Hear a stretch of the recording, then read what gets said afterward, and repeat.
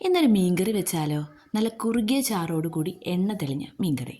മിക്സിയുടെ ജാറിലോട്ട് മഞ്ഞൾപ്പൊടി, മുളക് പൊടി, മല്ലിപ്പൊടി, അല്പം വെള്ളം കൂടിയും ചേർത്തിട്ട് നന്നായിട്ട് പേസ്റ്റായിട്ട് അരച്ചെടുക്കാം. ഇങ്ങനെ അരയ്ക്കുമ്പോൾ മീൻകറി നല്ല തിക്കായിട്ടിരിക്കും.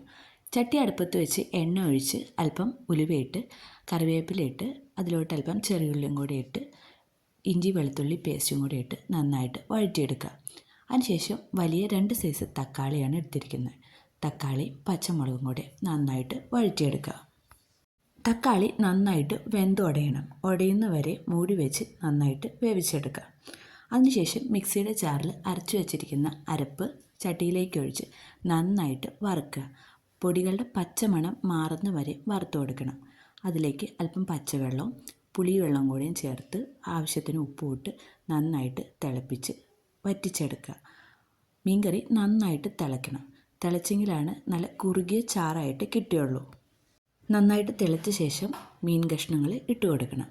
അതിനുശേഷം വേറൊരു പാത്രത്തിൽ അല്പം ചെറിയുള്ളിയും കൂടി മൂപ്പിച്ച് മീൻ കറിയിലോട്ട് ഒഴിച്ചു കൊടുത്താൽ നല്ല ടേസ്റ്റ് ആയിരിക്കും.